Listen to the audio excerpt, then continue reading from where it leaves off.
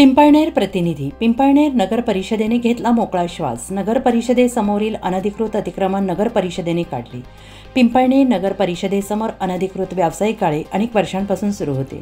या गाळीधारकांना नगर परिषदेने आपले अतिक्रमण हटवून घेण्यासाठी नोटिसा दिल्या होत्या. गाळीधारकांनी त्यांच्या दुकानाच्या जागेवरून पिंपळनेर नगर परिषदेने दिलेल्या नोटीस आणि अनधिकृत अतिक्रमण विरोधातील कारवाईस आव्हान दिले. यापूर्वी धुळे जिल्हा सत्र न्यायालय, धुळे दिवाणी न्यायालयाने त्यांच्या तात्पुरत्या अर्जास नकार दिला. नगर परिषदेतर्फे न्यायालयात सादर करण्यात आलेल्या पुराव्यानुसार हे गाळे सार्वजनिक रस्त्याच्या जागेवर अनधिकृतपणे उभारण्यात आले. त्यांचे बांधकाम 2015-16 नंतर झाले. या संदर्भात तत्कालीन ग्रामपंचायतने 12 ऑगस्ट 2016ला अतिक्रमण विरोधी कारवाई करण्याचा ठराव मंजूर केला होता. त्यानंतर सार्वजनिक बांधकाम विभाग आणि जिल्हाधिकाऱ्यांना लेखी पत्र व्यवहार करण्यात आला. न्यायालयाने आपल्या निर्णयात स्पष्टपणे नमूद केलं की फक्त जुनी धारणा किंवा मालमत्ता कर भरल्यामुळे कोणालाही मालकी आकर्षित करता येत नाही. याचिकाकर्त्याकडे कोणतेही मालकी हक्काचे अधिकृत दस्तऐवज नसून बहुतेक गाळीधारकांचे दुकान परवाने 2004 मध्ये संपले होते. काहींच्या नावे तर कोणताही वैध परवाना नव्हता. पिंपळनेर नगर परिषदेतर्फे उच्च न्यायालयात ॲडव्होकेट चेतन चौधरी आणि ॲडव्होकेट ए फुलपगार यांनी बाजू मांडली. यापूर्वी जिल्हा न्यायालयात नगर परिषदेची बाजू ॲडव्होकेट अमरसिंग सिसोदिया आणि ॲडव्होकेट गिरीश पाटील यांनी मांडली. या संपूर्ण लढ्यात नगर परिषदेचे मुख्य अधिकारी दीपक पाटील आणि शहर अभियंता तेजस लाडे यांनी पिंपळनेर नगर परिषदेने योग्य वेळेस आवश्यक कागदपत्रांचा पाठपुरावा करून महत्त्वपूर्ण भूमिका बजावली. न्यायालयाने आदेश देताना म्हटलं आहे की दोन्ही संबंधित न्यायालयांनी याचिकाकर्त्यांच्या बाजूला नकार दिला असून त्यांच्या ताब्यात कोणताही कायदेशीर आधार नाही. मात्र सध्या ते प्रत्यक्ष जागेच्या ताब्यात असल्यामुळे अतिक्रमण काढण्यासाठी 2 आठवडे आदेश देण्यात आला होता, जेणेकरून याचिकाकर्त्यांना कायदेशीर पर्याय याची संधी मिळेल. सार्वजनिक जागेवरील अतिक्रमण विरोधात स्थानिक स्वराज्य संस्थांना दिलेला हा स्पष्ट कायदेशीर पाठिंबा आहे. मुंबई उच्च न्यायालयाच्या छत्रपती संभाजीनगर खंडपीठाने पिंपळनेर नगर परिषदेस अनधिकृत बांधकामाविरोधात निकाल दिल्यामुळे पिंपळनेर नगर परिषदेसमोरील अनधिकृत अतिक्रमित व्यावसायिक धारकांना आपले गाळे खाली करण्यास सांगितले होते.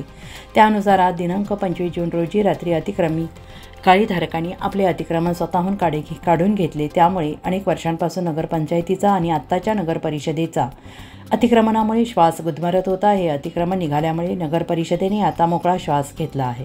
मात्र नगर परिषदेसमोर कोणतेही अतिक्रमण होऊ नये याची खबरदारी नगरपालिकेने घेतली पाहिजे.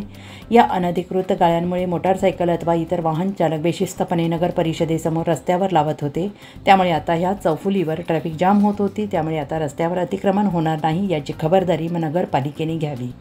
आज या अतिक्रमण मोहिमेत प्रशासक दीपक पाटील, अभियंता लाडे, नगरपालिकेचे कर्मचारी तसेच साक्री तालुक्याचे DYSP संजय बांबळे, पिंपळनेरचे API किरण बर्गे, साक्रीचे API विकास Shewale, PSI Bhushan Shewale, PSI Vijay Chaure, PSI Shirsat तसेच धुळे येथून अतिरिक्त पोलीस विशेष पथक, महिला पोलीस कर्मचारी असा शेकडो कर्मचाऱ्यांच्या बंदोबस्तात हे अतिक्रमण काढण्यात आले.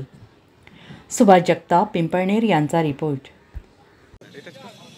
नमस्कार, मी दीपक पाटील, मुख्याधिकारी नगर परिषद पिंपळनेर. आज नगर परिषदेच्या आवारासमोरील जे काही गाडेधारक होते, अतिक्रमणधारक, तर त्यांचं अतिक्रमण आज काढण्यात येते.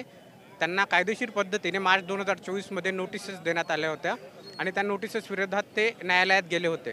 मग त्यानंतर JMFC, जिल्हा न्यायाधीश, जिल्हा न्यायालय आणि माननीय उच्च न्यायालय या 3 ठिकाणी त्यांनी रिट पिटिशन दाखल केल्या होत्या.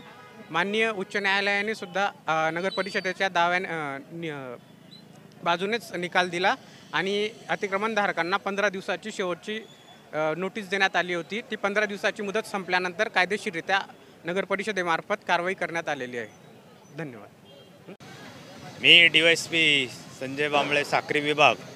आज पिंपळनेर नगर परिषदेच्या वतीने माननीय न्यायालयाच्या निकालानुसार बसस्टँड समोरील जे टपरीधारकांचं अतिक्रमण होतं त्यांना सर्व प्रोसेस पूर्ण करून आज या ठिकाणी पोलीस बंदोबस्तात कारवाई सुरू आहे.